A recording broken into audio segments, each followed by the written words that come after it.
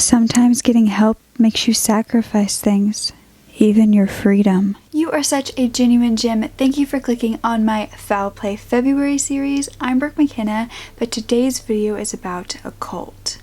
Now, some cults are formed on, the same beliefs that people have when they all come together, but some cults are formed with a manipulative reason and with people not even realizing that they are joining one until it's too late. And that is the case with the Sullivanians, which we are going to be talking about today. By the way, if you didn't know, I am posting every single day this month, and I would really love your support if you're not already subscribed. But if you are, what you could do to help is thumbsing up these videos, leaving a nice comment down below, or sharing them if you would like. I appreciate each and every one of you. But now let's get back to this story. So a man named Saul B. Newton was born on June 25th of 1906, and he was originally born as Saul Cohen. He grew up in St. John, New Brunswick, but then he went on to go to the University of Wisconsin, and from there he moved to Chicago. He served with the Spanish Civil War and the U.S. Army for World War II. After that, he went on to study psychotherapy, where he went to the William Allenson White Institute, which trained psychotherapists. There he met his coworker, Dr. Jane Pierce, who quickly became his wife, and together they worked there for a while, but when one of the founders of this institute died, they both decided to leave the institute. His name was Henry Stack Sullivan, and he believed that personality lived in the basis of your complex of interpersonal relations. So basically, your personality was how you grew up, who you were surrounded with all throughout your life. In his honor, after they quit, Jane and Saul decided to open something in New York in 1957. It was Sullivan's Institute for Research in Psychoanalysis, and they wanted to honor him through that and kind of continue his research. You see, Saul believed that traditional family ties and traditions were the reason that so many people had mental illness and had social anxiety, and he wanted to see if he could fix that by having a purely monogamous lifestyle within these people. And so by the 1960s, people were intrigued how they were living, if they could live like them too, and so more and more members were joining, thinking that this was some sort of therapeutic way to live with their mental illness. Within a decade, they actually had several hundred members who were all living in the Upper West Side of New York City in 3 sex-segregated buildings that they owned. Well, they owned 2 and they rented 1. There were well-known people who joined as well. Like, it wasn't just random people in New York. There was a writer named Richard Price, a singer named Judy Collins. Many people were recommended to become a Sullivanian and go to this little institute that they had by their own therapists. They would go to the therapists and be asking for help, and their therapists, who were friends with Saul, would tell them about this place and tell them that maybe they should try it, and they would. A man named Paul Sprecher actually happened upon it by accident and didn't know he was in a cult whatsoever. He was a Harvard graduate, and in 1974 he had moved to New York. He was very lonely. He was looking for people to hang out with, and he came across a whole bunch of Sullivanians, and they were his friends, and they wanted him to try it, and so he did. And back then it was just a bunch of people hanging out in apartments having fun,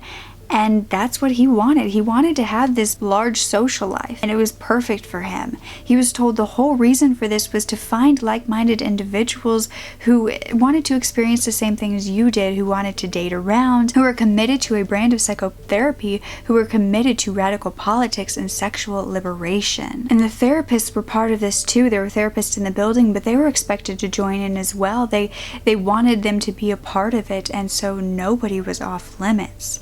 And by this time, even Saul was on his 5th wife, who was Joan Harvey, who actually was the reason they opened another building that was called Fourth Wall Repertory Theater.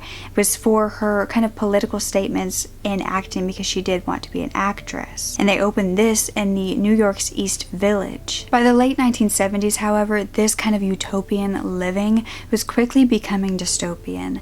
You see, they were told that they needed to cut off all contact with family members except for when they needed money. It was not a choice anymore. They needed to always be making sexual dates that were set up by therapists between the members and always be with more than just one person. If children were born to any of the members, they were immediately sent to boarding school or sent away to babysitters that were for the Sullivanians, and they were only allowed to see them like an hour a day. They were their own children. The leaders of this group began having more and more control and needing it. They wanted to know your career, your hobbies, everything you were doing. They had mandatory therapy sessions 3 times a week, and even though they were in the middle of New York City, it was almost like they were cut off from the world.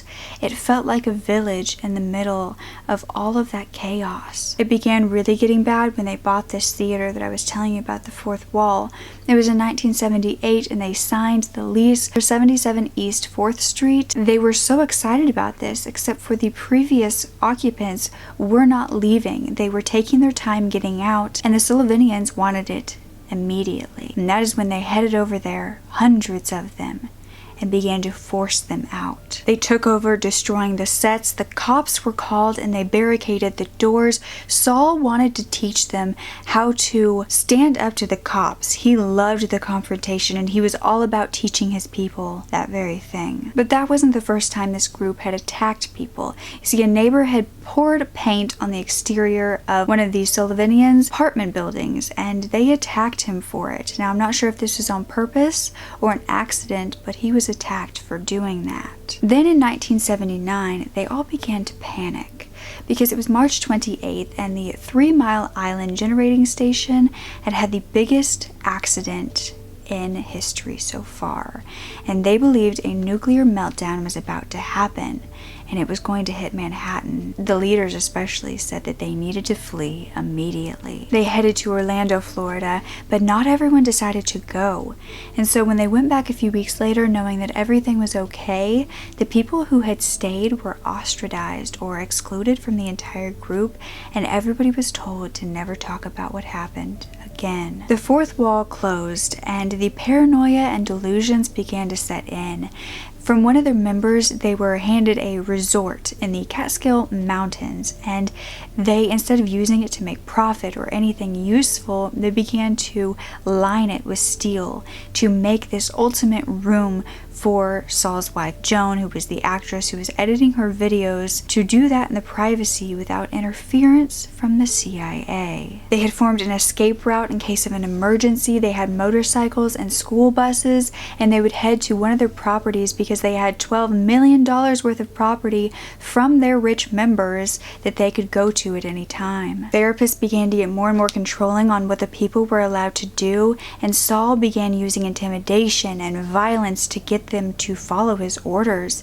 They even had a few people who tried to escape, and Saul sent one of his older sons to find them, and they found them at the Square subway station, dangled them over the tracks, and threatened to kill them if they tried to leave again. No one in the outside world really cared or knew about what was happening and how much this was a cult that was forming until 2 ex-members of this cult filed custody suits with the cult for holding their children. One being Paul Sprecher, who was the Harvard graduate that had accidentally fallen into it, and the other being a man named Michael Bray, who studied psychology and was a therapist within this cult. It took them more than a decade to escape, and when they did, they had to leave their children behind. They had already, had to divorce their wives because just being with one individual was being hostile to the entire rest of the group.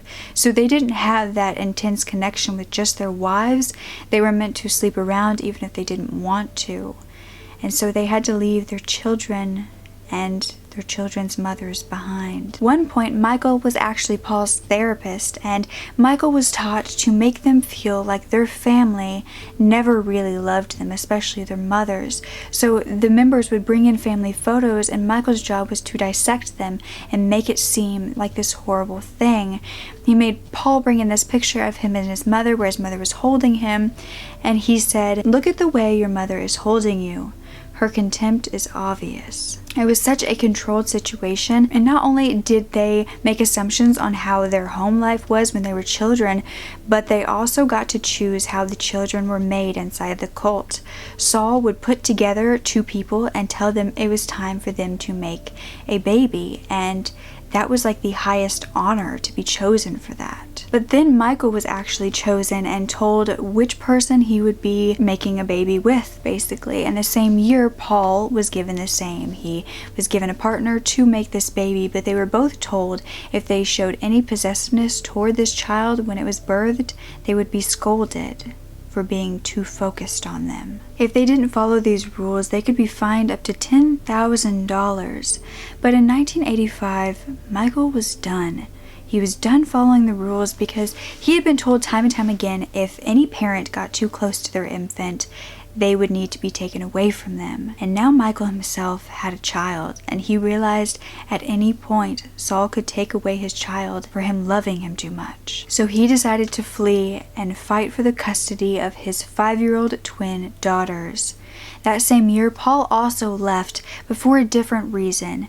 One day he came home to the apartment to get ready for his son's birthday, and he was locked inside of the apartment for days because he was scolded because he had moved the furniture around a little bit in the living room of the apartment. And that was his punishment.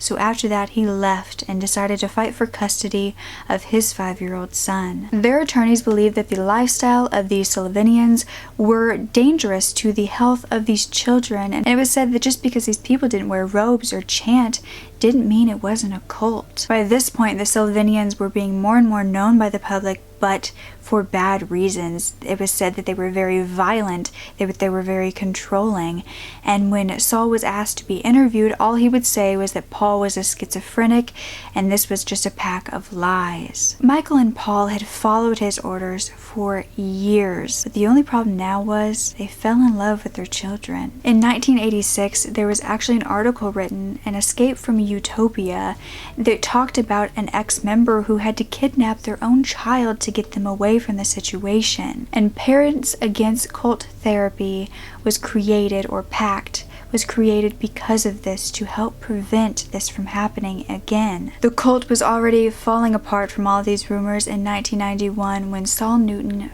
died, and pretty much it ceased all operations altogether. But it's said that his ex-wife Joan Harvey is continuing the entire thing without the knowledge of anyone else from her own home. Some ex-members of this community said that they never viewed it as a cult and they only have good memories.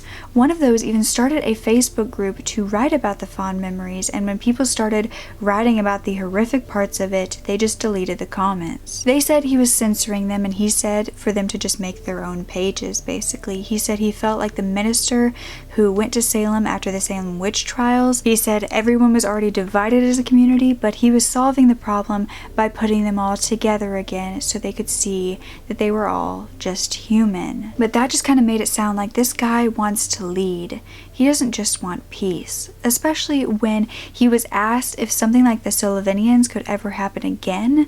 His response was, "Of course it will happen again. People want that.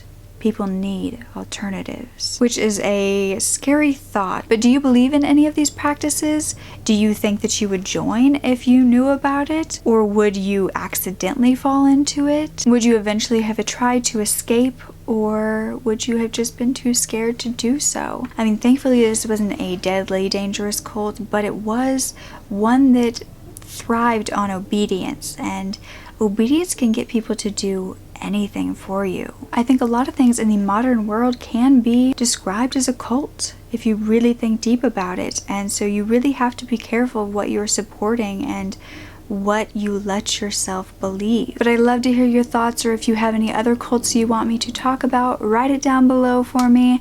And I'd just love to hear your thoughts about them because they are one of the most intriguing things to me. I think they might be more intriguing than serial killers. Just the fact that people can all come together and be so ready to do anything for that leader is just scary and baffling. And I just don't even have the words to express how horrifying that can be, to find yourself in that situation. And think about for the kids who grew up in that situation, who didn't ask to be, who didn't understand that there was anything different. Make sure to thumbs up if you liked this video and if you're excited that I'm posting every single day. And don't ever forget to speak up. Your voice is powerful enough, and I love you to absolute pieces. Okay, bye. Manipulation at its finest will have you believing your choices are your own, but I have hope one day the truth will be shown.